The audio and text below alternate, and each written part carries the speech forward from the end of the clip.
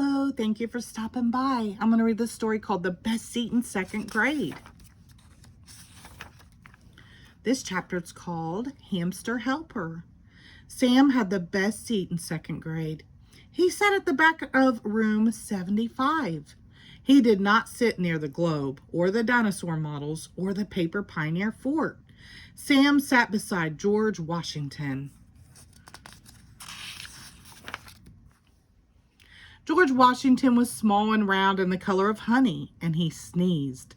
George Washington was a hamster. Sam loved George Washington more than anything else at school. George Washington was Sam's favorite subject.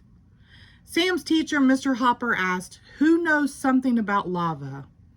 "It pops out of volcanoes," said Sam, the way George Washington pops out of his nest. Someone in the front row giggled. "Good answer," said Mr. Hopper. Every Monday, Mr. Hopper picked a new hamster helper. The hamster helper got to feed George Washington. The hamster helper got to make toys out of boxes and tubes. The hamster helper got to play with George Washington. "Please, please, oh please," Sam groaned. "Pick me." He crossed his fingers and held his breath. Mr. Hopper reached into the bowl of names. "Miguel," he said, "you are our new hamster helper." "Oh boy," said Miguel. "Oh no," said Sam. "It is never my turn." Sam was tired of waiting to be hamster helper. He was sure George Washington was tired of his cage. Sam wanted to show George Washington the world outside of room 75. "Don't forget," Mr. Hopper reminded his class, "tomorrow is our field trip to the Science Museum. Bring your coats, bring your lunches, and bring your permission slips." Sam decided to bring something extra. This chapter is called Pocket Rider. The Science Museum was busy and bright and crowded. "Stay in your groups," called Mr. Hopper. "The animal sticker on your name tag will tell you which group you are in. Grasshoppers stick together, frogs stick together, dolphins stick together. We don't want anyone to get lost." "Sam," said Nina, "where's your name tag?" "In my coat," Sam replied. He reached deep into his pocket and patted George Washington. Sam looked at the sticker on his name tag. "I'm a grasshopper." "Good," said Nina. "I am too." The grasshoppers and frogs and dolphins hung up their coats. "Sam," said Ollie, "it's warm in here. Why don't you take off your coat?" "I can't," Sam said quickly. "I might catch a cold."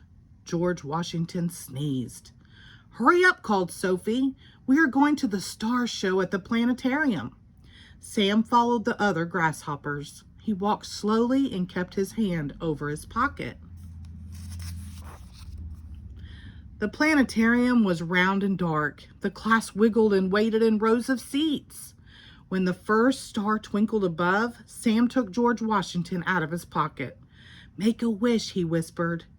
George Washington sneezed. No one noticed George Washington. When the grasshoppers whirled through the wind tunnel, George Washington's whiskers blew backward. When the grasshoppers made faces in front of funny mirrors, George Washington looked like a furry beach ball with huge eyes. No one noticed George Washington. The grasshoppers climbed through a giant seashell.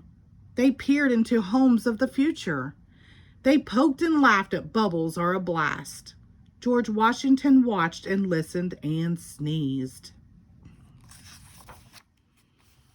Finally, Ollie sat on a bench. "I can't walk another step," he said.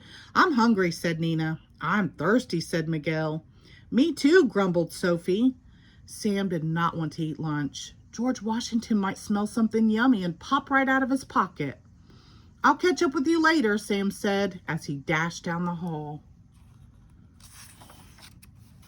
"But Sam," Nina called, "where are you going? Grasshoppers are supposed to stick together." The next chapter is called The Animal Zone. Sam ran upstairs and saw a sign for the Animal Zone. He took a deep breath and said, Wait until you see what is in here. Sam held up George Washington in front of each display. They looked at baby rabbits and baby chicks. George Washington sneezed. "Don't look," Sam whispered when they reached a tank of boa constrictors. George Washington trembled. "Now," said Sam, "here is the best place of all." The hamster habitat was a jumble of tubes and tunnels. There were hamster-sized seesaws and ladders and slides. Hamsters were everywhere. They were all small. They were all round. They were all the color of honey. "Look," Sam whispered to George Washington. "Family." Footsteps clattered down the hall as the rest of the grasshoppers rushed towards Sam. "There you are, Sam," they shouted. "Are you all right?" "I'm fine," said Sam. "I was just showing the hamsters to—" He stopped talking. George Washington was in his hands. George Washington was right in front of Ollie, Miguel, Sophie, and Nina. Everyone noticed George Washington.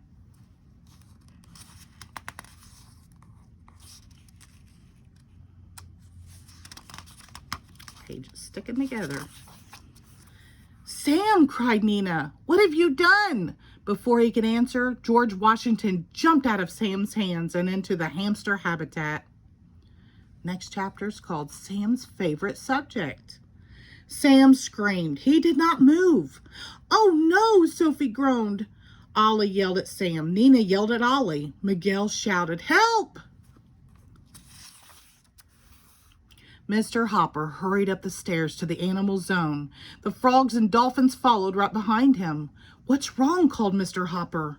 The grasshoppers pointed to Sam. He pointed to the hamster habitat. Sam moaned. "He's gone." "Who?" asked Mr. Hopper. "George Washington," mumbled Sam. "He's in there."